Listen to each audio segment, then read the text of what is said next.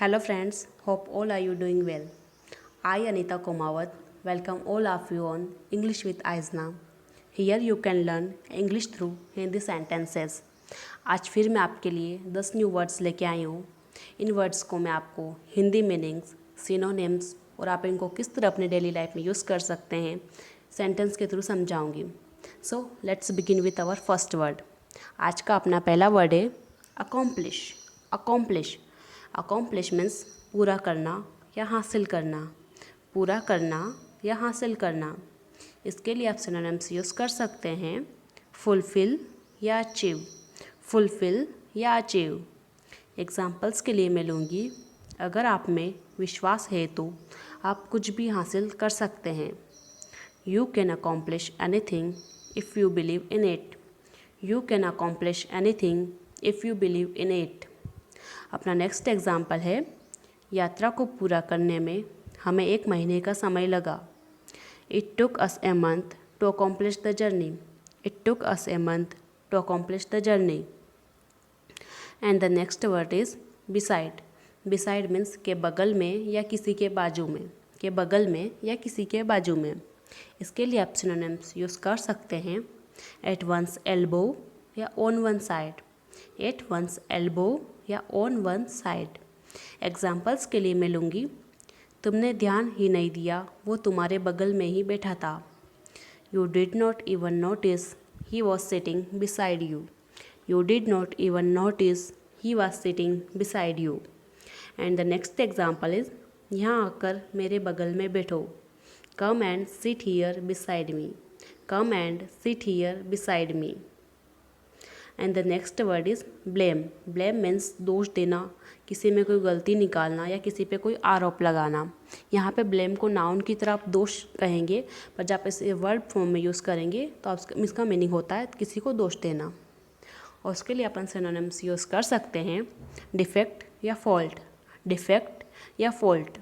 Examples के लिए मैं लूँगी मुझ पर दोष मत डालो. Don't put the blame on me. Don't put the blame on me. मैं आपको गुस्सा होने के लिए दोष नहीं देती हूँ. I don't blame you for being angry. I don't blame you for being angry. And the next word is borrow. Borrow means किसी से उधार लेना या किसी से कोई कर्जा लेना. बोरो मीन्स उधार. और इसके लिए अपन सिनोनिम्स यूज़ कर सकते हैं लोन या डेप्ट. लोन या डेप्ट. एग्जाम्पल्स के लिए मैं लूँगी उन्होंने पुस्तकालय से पुस्तक उधार ली थी. He borrowed the book from the library. He borrowed the book from the library. मैं 1 सप्ताह के लिए अपने दोस्त की कार उधार ले रही हूँ. I am borrowing my friend's car for a week. I am borrowing my friend's car for a week. And अपना नेक्स्ट वर्ड है सर्टेन. सर्टेन मीन्स कुछ या निश्चित. कुछ जगह पे सर्टेन्स का मीनिंग कुछ के लिए यूज़ होता है और कुछ जगह पे निश्चित के लिए यूज़ होता है, तो आप इन दोनों में कंफ्यूज मत होइएगा. और उसके लिए अपन सिनोनिम्स यूज़ कर सकते हैं श्योर, फिक्स्ड या समवाट. श्योर, फिक्स्ड या समवाट. और एग्जांपल्स के लिए मैं लूँगी मुझे पक्का पता नहीं है. I don't know for certain. I don't know for certain. मैं इसके बारे में निश्चित नहीं हूँ. I am not certain about that. I am not certain about that. And the next word is cheap. cheap means सस्ता. एक cheap और होता है CHIEAP. cheap means मुख्य. ये cheap है CHEAP जिसका मीनिंग है सस्ता. तो आप इन दोनों में भी कंफ्यूज मत होइएगा. और उसके लिए अपन सिनोनिम यूज़ कर सकते हैं inexpensive या uncostly. inexpensive या uncostly. एग्जाम्पल्स के लिए मैं लूँगी दिल्ली के सरोजनी नगर में बहुत सस्ते कपड़े मिलते हैं. Very cheap clothes are available in Sarojini Nagar of Delhi. Very cheap clothes are available in Sarojini Nagar of Delhi. अभी बाज़ार में टमाटर बहुत सस्ते मिल रहे हैं. Tomatoes are getting very cheap in the market now. Tomatoes are getting very cheap in the market now. And हमारा नेक्स्ट वर्ड है डिकेड. डिकेड मीन्स दशक. कोई भी चीज़ जो 10 से रिलेटेड हो उसे अपन डिकेड कहते हैं. और इसके लिए आप सिनोनिम्स यूज़ कर सकते हैं 10 या डीकर. 10 या डीकर.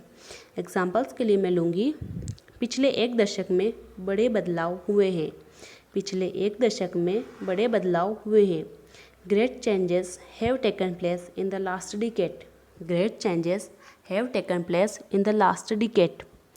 पिछले दशक में हवाई यातायात में 30% की वृद्धि हुई है। Air traffic has increased 30% in the last decade. Air traffic has increased 30% in the last decade. Increased होना मतलब वृद्धि होना या किसी चीज़ में किसी प्रकार की बढ़त होना, और लास्ट मतलब पिछला। और अपना नेक्स्ट वर्ड है फैटिक। फैटिक मीन्स थकान। उसके लिए आप सिनोनिम्स यूज़ कर सकते हैं स्ट्रेन या एग्जॉशन। स्ट्रेन या एग्जॉशन।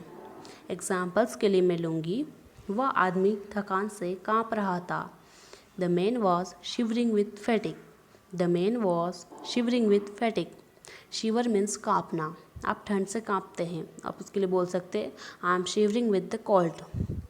और अपना नेक्स्ट एग्जाम्पल है, हम सभी अपनी यात्रा के अंत में थकान से पीड़ित थे। We were all suffering from fatigue at the end of the journey. We were all suffering from the fatigue at the end of the journey. Suffering means पीड़ित होना। और आज का लास्ट वर्ड है ग्लांस। ग्लांस मीन्स झलक। उसके लिए आप सिनोनिम्स यूज़ कर सकते हैं ग्लिम्स या पेप। ग्लिम्स या पेप। एग्जाम्पल्स के लिए मैं लूँगी, मैंने सिर्फ उसकी एक झलक देखी। I only saw a glance of him. I only saw a glance of him. वो मेरी तरफ देखे बिना गुजर गई। She passed by without glancing at me. She passed by without glancing at me. तो आज के वीडियो के लिए इतना ही है। मैं आप सबसे एक रिक्वेस्ट करूँगी फ्रेंड्स, प्लीज़ इन वर्ड्स को रिवाइज़ करिए और हो सके जितना अपना डेली लाइफ में यूज़ करने की कोशिश करिए, क्योंकि यही एक तरीका है वोकेबलरी को याद करने का कि आप उन्हें हो सके जितना बार बार रिवाइज़ करें। अदरवाइज़ हम डेली कहीं न्यू वर्ड्स पढ़ते हैं बट हम उनको नहीं रिमेंबर कर पाते हैं। सो आपको आज का वीडियो कैसा लगा मुझे कमेंट सेक्शन में ज़रूर बताएं। और अगर आपको ये वीडियो अच्छा लगा है तो अपने फ्रेंड्स के साथ शेयर करें और प्लीज़ मेरे चैनल को सब्सक्राइब करें। Thank you so much guys. मिलते हैं अगले वीडियो में।